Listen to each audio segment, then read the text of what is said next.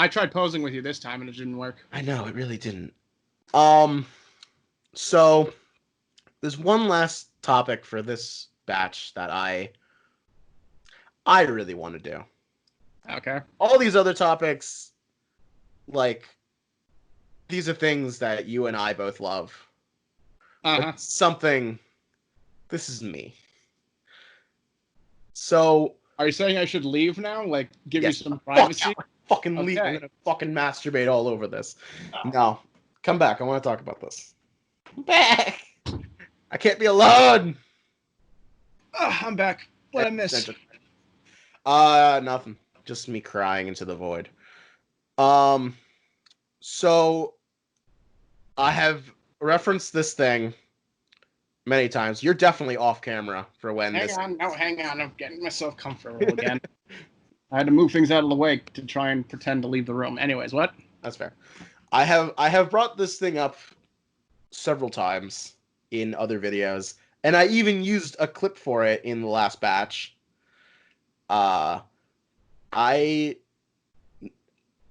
This is one of my goals in life, to spread the word of this thing and get it popular so it gets a release. Is this your new religion?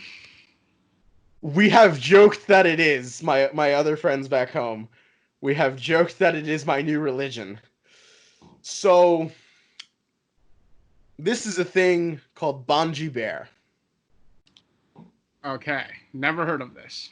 Yes, I have brought it up a couple times on other videos, and Bungee Bear's visage is always in the background of my on my desk. Whenever you see my desk, you always see him there. So let me just set the stage. Last year, I worked at a day camp. It was right after I graduated. I needed just a quick summer job so I can get out of the house and not be, harassed for not having a job, and make a little bit of money, and also enjoy time with my friends, because two of my friends were working there. Not gonna lie, kind of a shitty gig. Mm-hmm. But I had a good time, and I met a lot of people, and there's a lot of crazy moments. But one of those days, early in the summer, I met a man. He was an old gentleman who had been working for the camp for a long time. He was retired, so this was just something he did every summer, to keep himself active, I assume. But we were talking, and I brought up that I was a recent college grad, and he asked me what I majored in, and I was very honest. I told him I majored in film. Mm-hmm. And he's like, "Oh, so what are you doing with that?" And I went, "Well, I don't know. Spoiler alert, I still don't fucking know, and it's been a whole year. Whoops. It's almost like my degree is almost completely useless." Standard. That's what you're gonna do. Yeah. So he was like, "Oh, I used to go to film festivals all the time."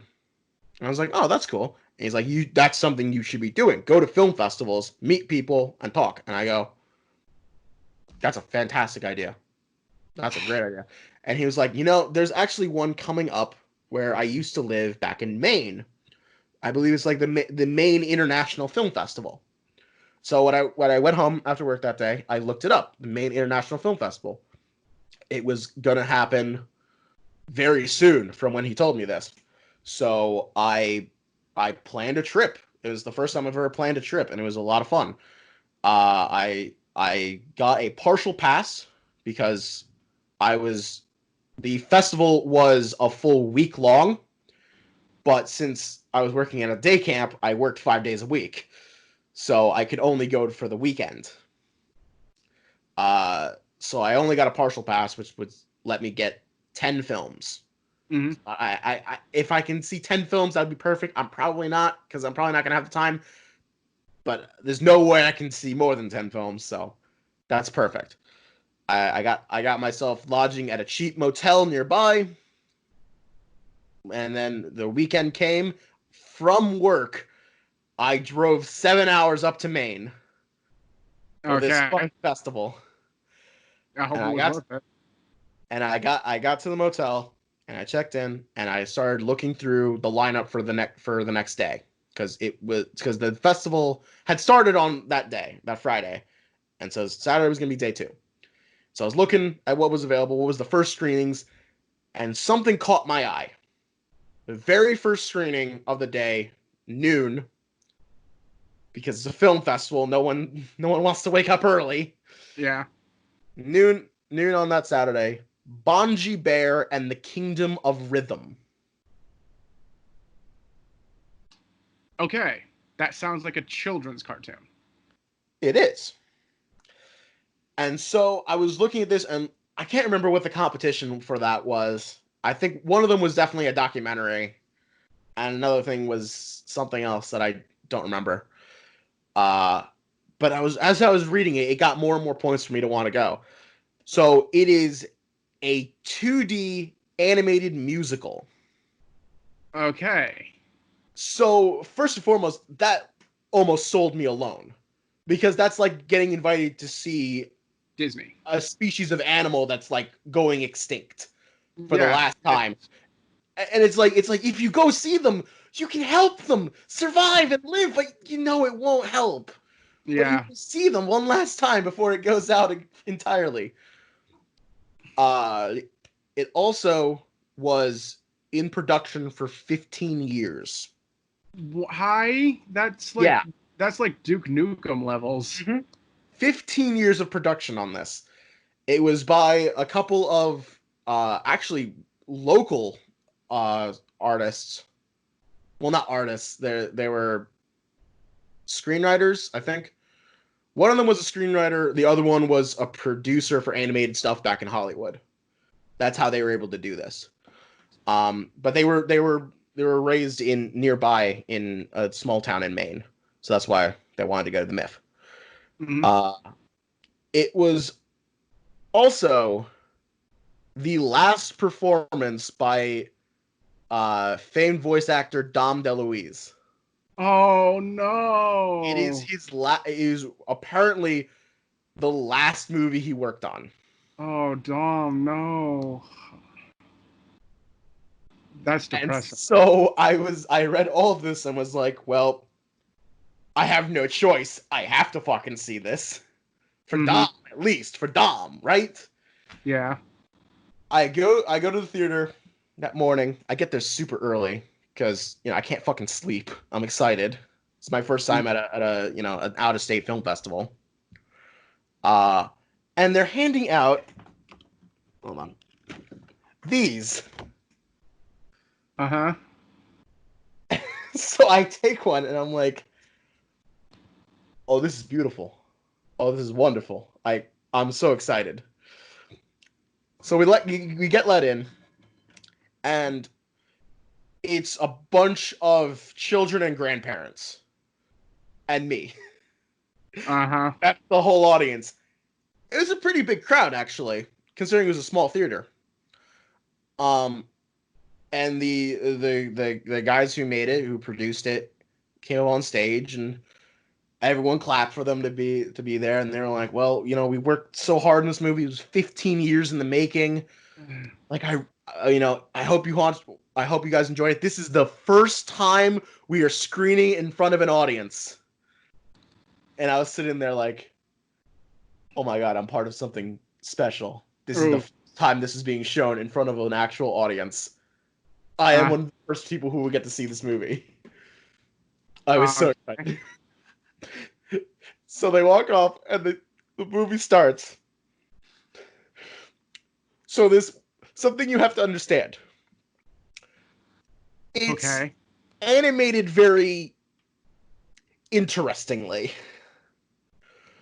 Every character is a sprite, a 2D sprite. Okay. They cannot move 3-dimensionally. Okay, so it's like a side scroller? Kind of. They should have kept it like that, but there are multiple times where the camera spins and every character follows the camera. Okay. It's Is this flat like a and spinning. so bad it's good kind of thing? Oh yeah. Oh yeah, Uh, it gets better. It gets better. So the movie starts with two squirrels having breakfast. And they're just talking about breakfast. And then they bring up the fact that they gotta go and hear this story from an owl. They're so excited about this story from an owl. These two squirrels have nothing to do with the plot. At all. I don't know why they're in the opening. It could have just started with the fucking owl. No, I know why they're there. They're there for the opening credits.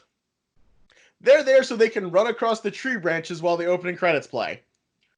And I gotta say, these squirrels, they're very fucking talented because they can run upside down. I don't understand why you are making this your religion. It'll be clear soon enough. Maybe. I don't think Very. so, but it'll be clear. So they...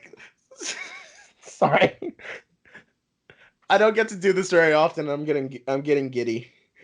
Okay. I'm sorry. I will try to compose myself. So they get to the owl.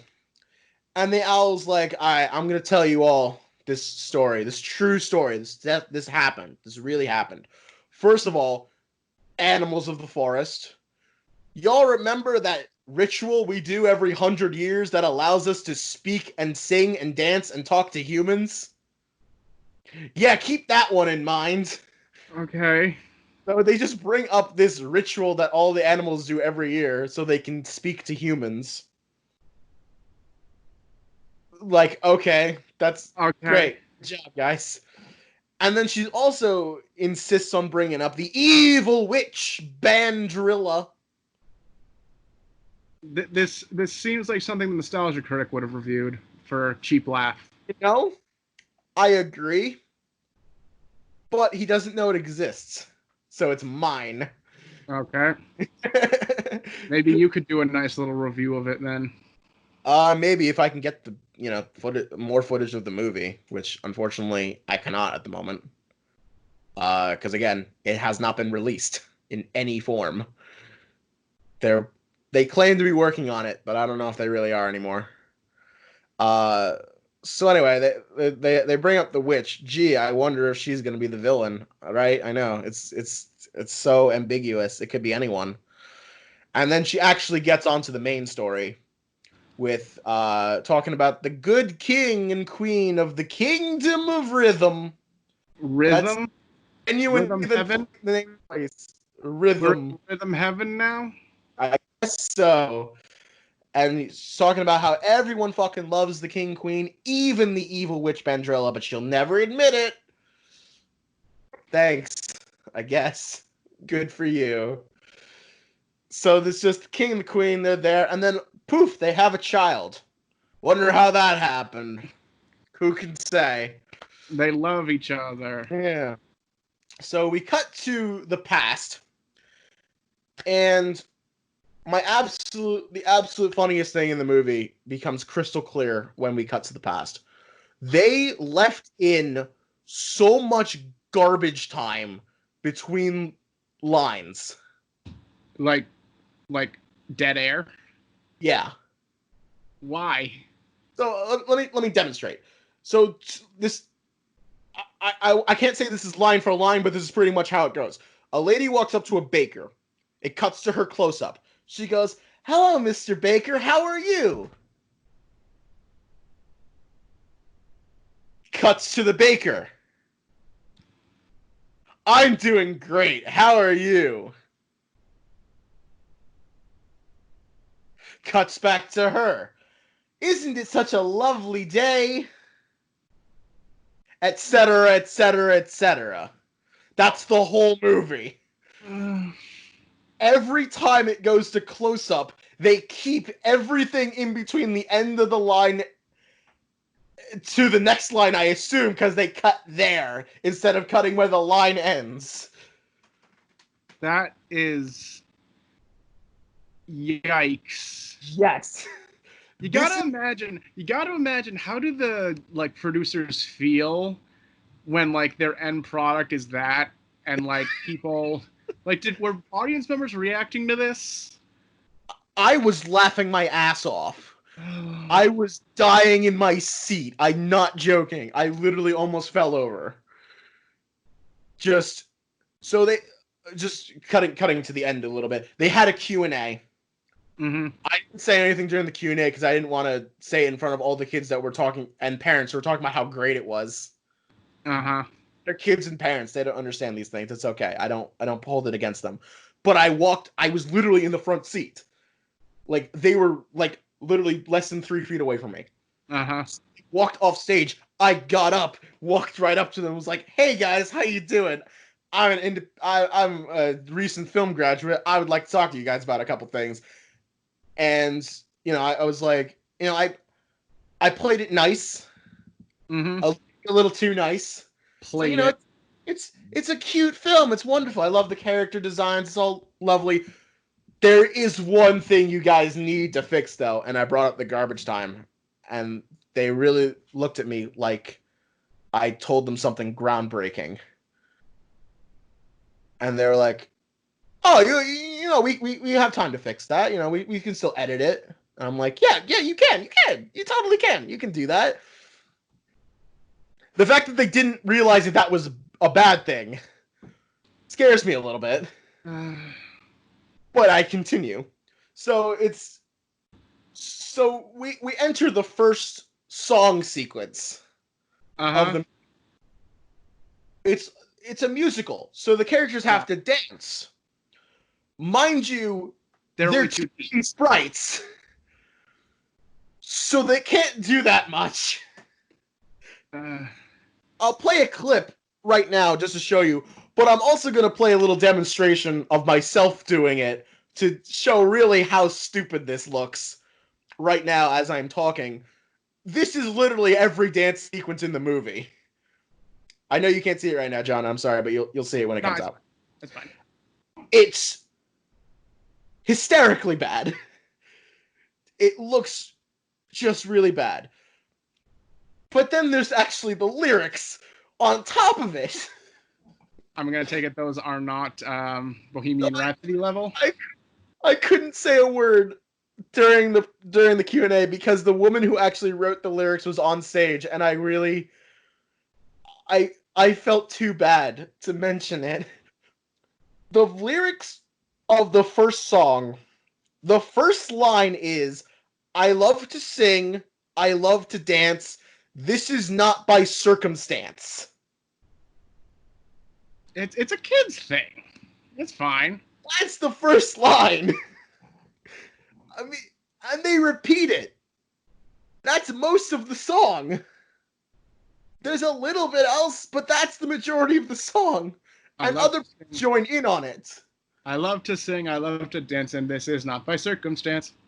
No, that's not the beat. It's I love to sing, I love to dance, this is not by circumstance. Who was Don DeLuise in all this? Who was Don? He plays an ostrich.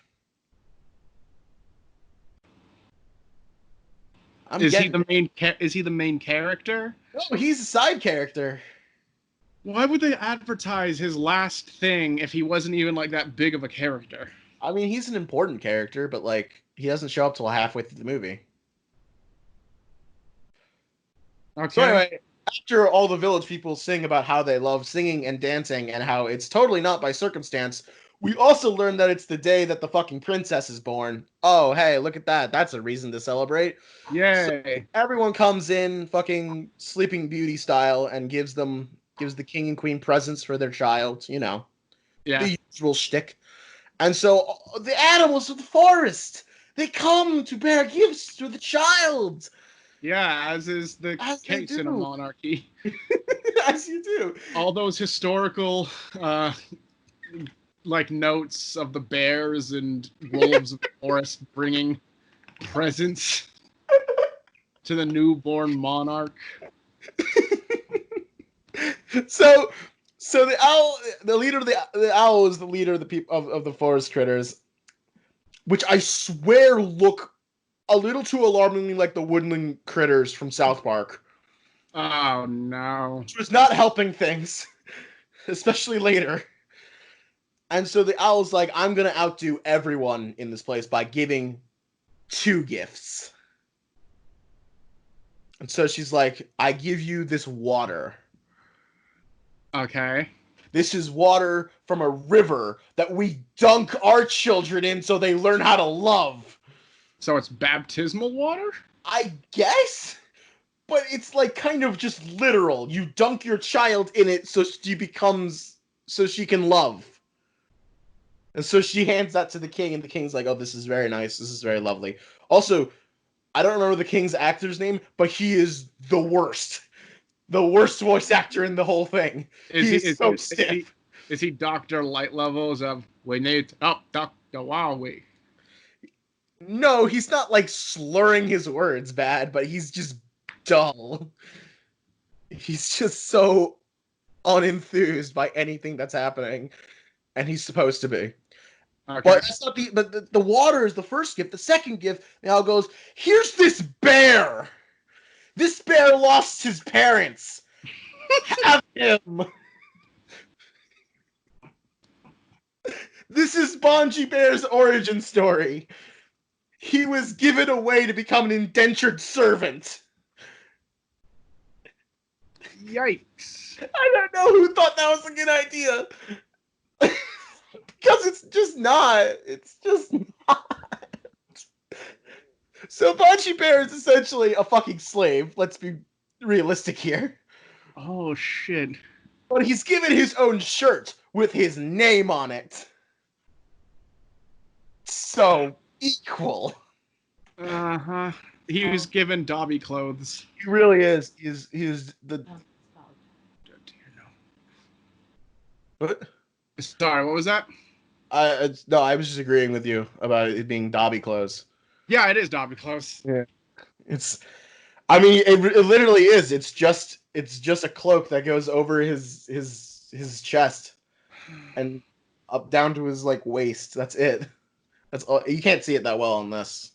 It gets cut off here, but it has his name on it. Trust me. Because you can't. He always wins a game of spot the pro tag. He does. He's got the face for it. Yeah. So inoffensive. He is voiced by Ron Paulson. Ron Paulson? Yes. I'm not joking. I love him. Yeah. He plays Bungee Bear.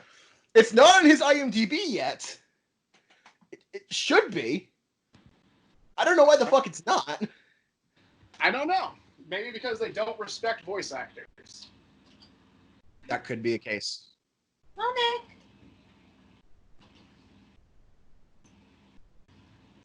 Is there a dog trying to get in? Oh, wow. Got dogs trying to get in. Hello, dog. But There's... Stop. No! Ah! Oh. Hang on. It's alright.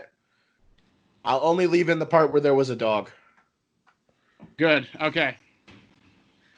So yeah, so they give Bungee to the king and queen to protect the princess. I guess that's his job. But I mean, none of that's important because we cut to the princess grown up to be, how old was she supposed to be? 13. 13, I believe, was the year. Gross. It's okay. By today's standards, this movie would be rated G. Uh-huh. Just consider how weak sauce that is. Yeah. We make fucking Disney movies take a PG. Weak sauce. So he's grown up. Bungee Bear is now a full-size bear, which means only about a foot taller than a human. That's how tall bears are, right? Yeah, they're not like 7 foot tall. Yeah, they're not. So yeah, so he's hanging out with the princess. They walking around. They doing things. Not interesting things, mind you. Just things. They're just living life. Just live. And then all of a sudden it becomes time for the day of the Festival of Rhythm. Okay. This will be the inciting incident. 25 minutes in. The inciting incident doesn't happen until like a third of the way to the movie. Yep. Great. I love where this is going. That's good. So anyway, the princess, I forgot her fucking name, and she has bearing on the plot exactly twice, so it doesn't matter. She goes up. She's Sleeping Beauty. She's Sleeping Beauty. Exactly. She goes up to her father and says, "Father, what are you doing?" And father says, "Well, I am sending out invitations for the Festival of Rhythm." And his wife walks in and goes, "You're sending an invitation to that evil witch Bandrilla again?" He's like, "Yeah." He wants the witch. Yes. And his wife's like, "You know she never comes, right?" And he's like, "Well, I'm hoping she will this time." Read into that however you want. Yikes. I don't really care how you read into it. It's funny no matter how you think about it. But yeah, he sends an invitation to the quote unquote evilest witch in the land. How kind. Evil, objectively. So they go on to the festival starts, and the whole point of the festival is everyone is just singing and dancing. That's the whole thing. That's the festival. It's the Festival of Fools. Yes. But I would like to point out the first line of the song that starts at the festival, which starts out by saying, "It's the Festival of Rhythm. This is the time where we dance." It's the only time we dance. I thought you didn't sing and dance by circumstances, people!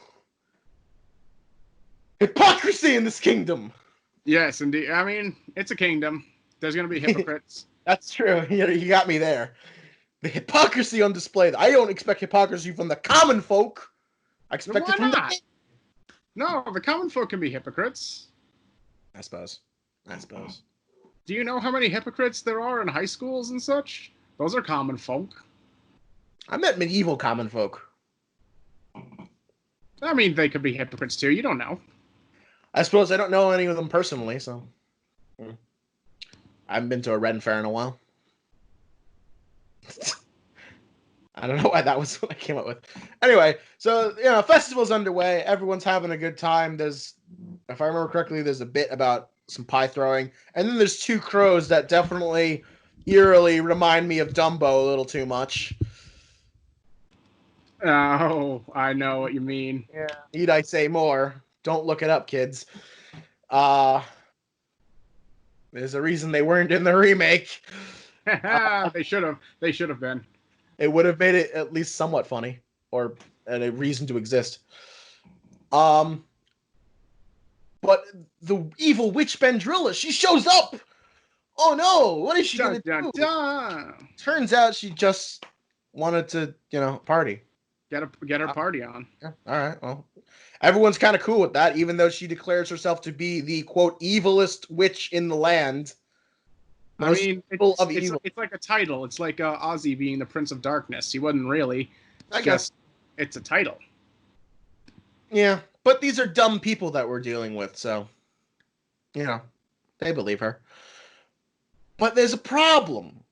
She can't dance. No. So she tries to dance with the king, but she can't dance. And it's like, oh no. So everyone laughs at her. Everyone laughs. So she gets angry.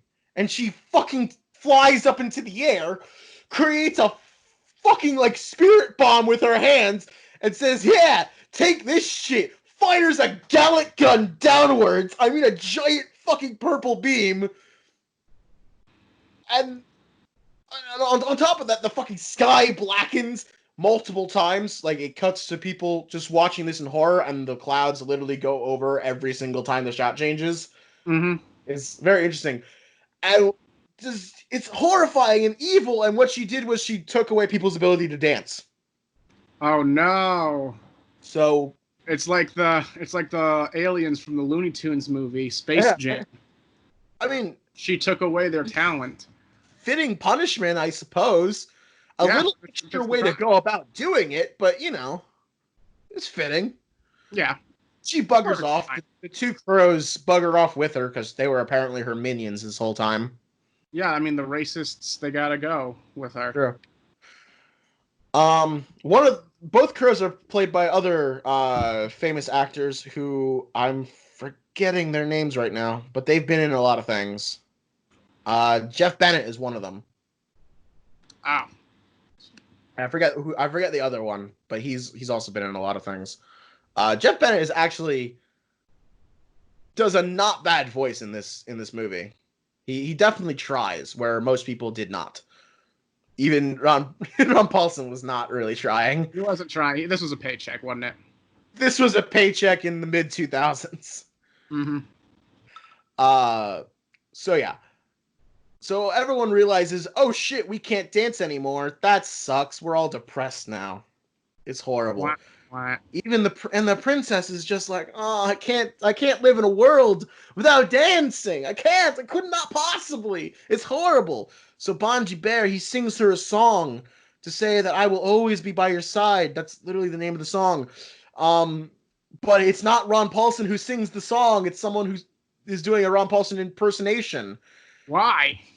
Ron Paulson can sing? I know. Did you hear him in the Batman and Harley Quinn movie? That was awesome. He did a fucking great job.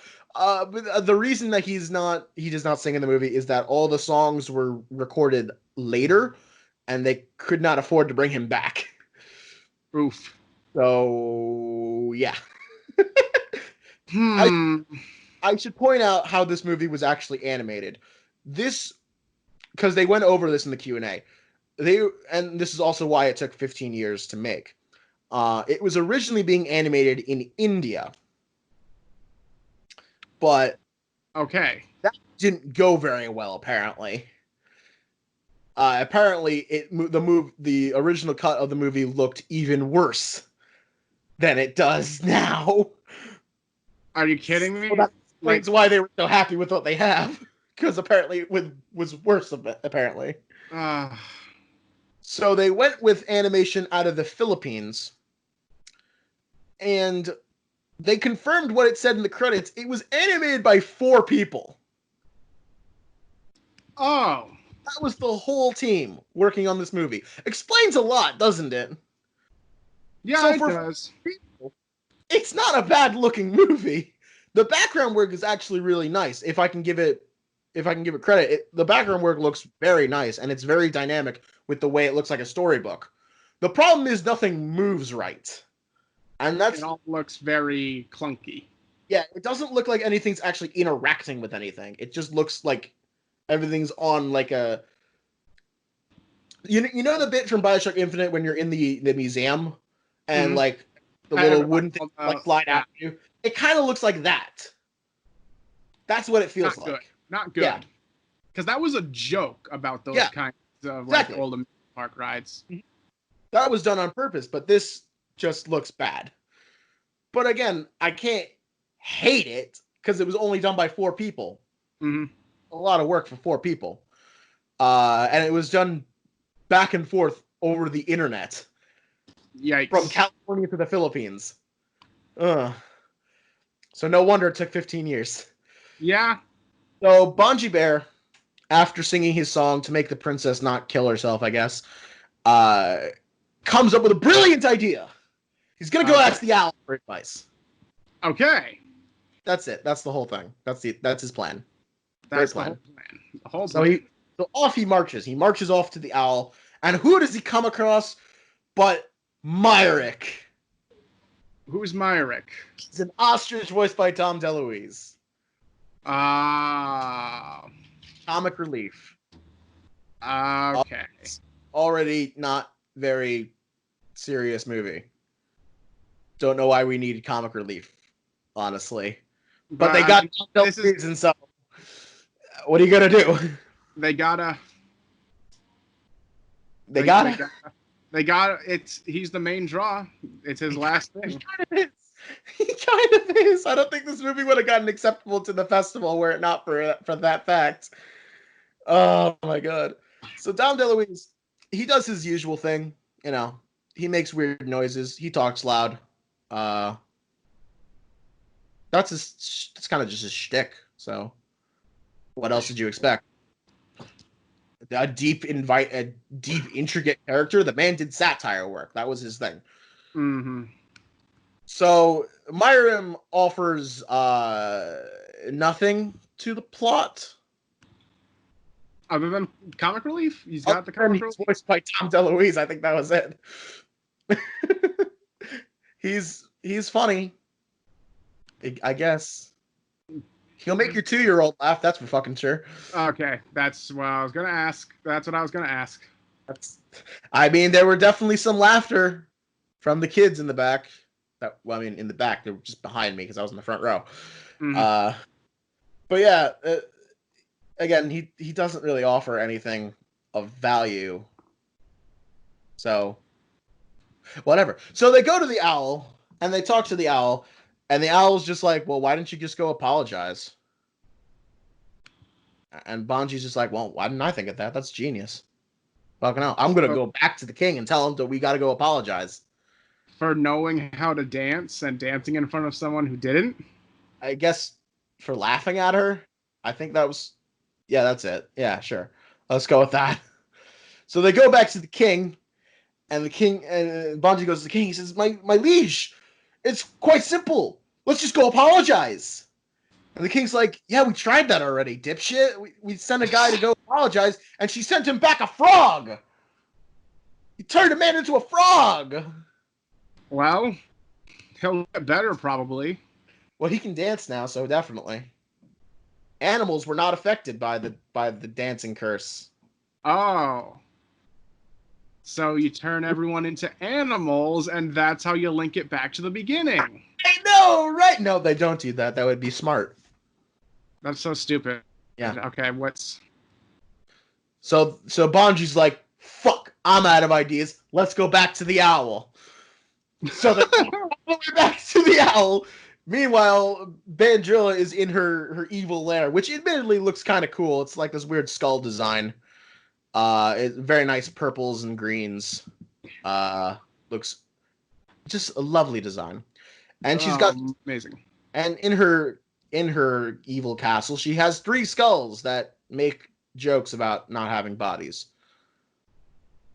Joy. Wonderful. And so she sings a song about how evil she is. Oh, hey, they say villain songs are often the best part of a movie, right? Yeah, they would. Except this villain song is just her standing behind a cauldron doing this. You better send me some of these clips. If I can find them, I will try. I will send you this trailer when we're done. This sounds so awful. So she sings a 3-minute song without moving. She stays in one spot. The camera just sort of tilts around her. That's it. That's the whole song. This is bringing back memories of the Glabgo Gabga Lab. Like he just like slinks around like for a few minutes, like the schwubble double gibble couple hibble double us. I'm full of schwibble glibber kind. Just that. Yes, it's very similar to that. And then immediately after, her crow henchmen sing a song about getting rich, I think? It was very random. It was like really random. But again, just 2 characters standing almost perfectly still, singing a song while the camera just sort of turns a little bit. For 3 minutes. So after that, Bungee and Myram get back to the owl, and they're like, Owl, she didn't accept our apology. What do we do? And the owl's just like, I don't know. Guess you're fucked. Oh, well. But don't forget, tonight, it's 100 years o'clock. We got to do that ritual so we can keep talking to humans. You got to be there, because all the forest animals need to be there, otherwise it doesn't count. Why couldn't it just not count? Why couldn't it just not count for the ones who weren't there? Because fuck you, that's why. I don't know. So Bungee doesn't know what to do. He heads back to the king. Actually, no. Bungee comes up with the brilliant idea of using of doing the ritual in the kingdom, in the castle, to lift the curse on all the humans. because I guess Bungee is now also a master of the arcane arts and knows how that will work. Yeah, I mean, maybe we I don't know. don't get confirmation that he doesn't. That's true. We don't know what he did for 13 years in a castle protecting a little girl. Maybe he read. Yeah, what else are you gonna do in those evil times? Yeah, nothing. Got to read. So Bandrilla has this like magic telescope that lets her see things. So she sees that Bungee Bear is gonna. So she sees and somehow hears Bungee Bear's plan. Oh no, she sent the crows out to go fucking find it, and they tell her, and she's like, "I'm gonna kill that bear." And she doesn't say I'm gonna kill that bear, but that's her plan. It's a kids game. A kids movie. What do you? So Bungee Bear arrives at the castle, and he sends word to everyone to come and gather around the square so they can be touched by the healing ritual of. It had a specific name, and I completely forgot it. It was some mirror thing. It sounded Lovecraftian. Oh, nice. But anyway, he's like, come join us, and we will do it. And he sees an old beggar on the street, and he goes, "Old beggar, come, and we will cleanse you." And the old beggar turns around. Well, she doesn't really turn around. It more like they take the silhouette off of her because they physically can't turn around. I don't understand where this movie's going. And so it's Bandrilla. It's like, oh no, it's Bandrilla. She made it to the square.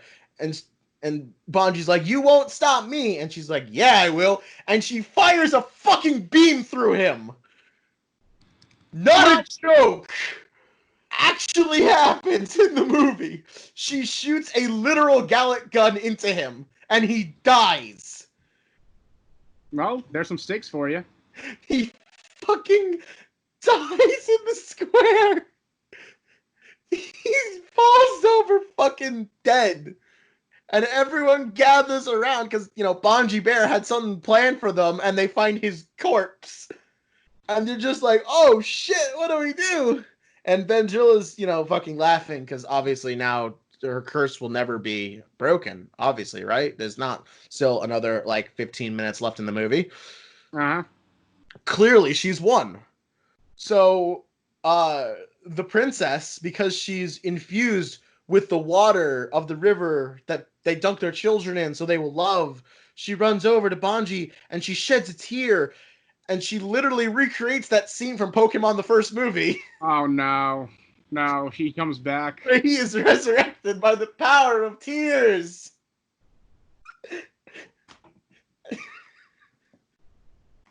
I can't even. I can't.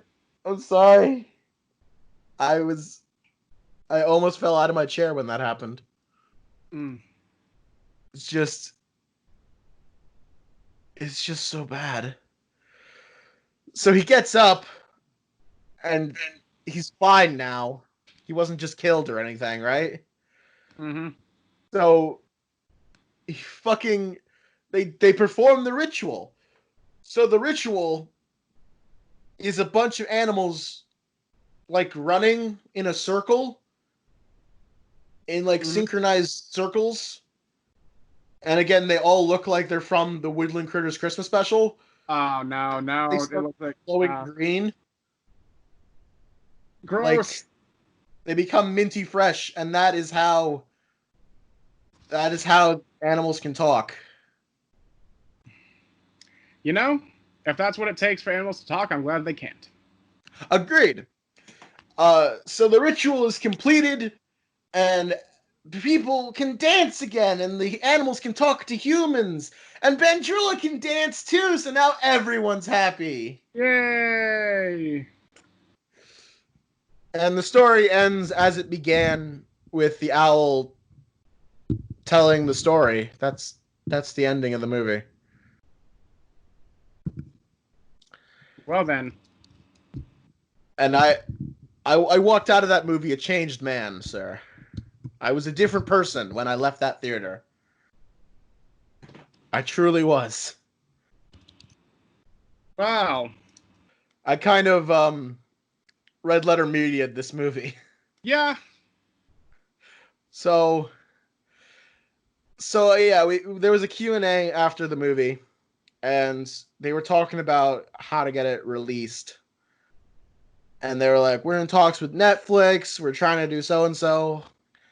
And well, it'll be a year in about a month. Well, by the time this video comes up, it'll be over a year. And it's still not. Gross. So hashtag release the Bungee cut. Am I right, people? No. Oh my god, I'm just obsessed with it. I'm sorry. I just am. It's wonderful. It's wonderful. So I went back to camp after that, and I told people about it, and it kind of became just my nickname. Bungee. Yeah. So my friend Corey and I, we turned it into a greeting. We would literally see, because the place was like practically flat, so you can see people coming from like half a mile away. So we would see each other, and we would shout at the top of our lungs, "Hey, Bungie Bear!" And we would have to respond, "Oh, it's a Bungee Bear!" Every single time. And so other people got wise to it, and some of our friends got their campers to call me Bongee whenever they entered my area, and it just became this whole weird culty thing across the camp. Like, if you knew about it, you were cool, and if you didn't, you just weren't. Uh, The management was okay with it though, so okay, so you heard it here first, folks. Summer camps are okay with cult activity. that's kind of true, just in general. Yeah. Well, that's Bungee Bear for you. Bungee Bear. Let's turn it to let's turn it to a Netflix. Let's try to get it released, people. Let's try to get it released. If I can do one thing in life, if I can get Bungee Bear released, that would be something. It certainly would. It certainly would. All right. Well, that's your lot for this week. This is a long one. Well, good night. Deadly movie.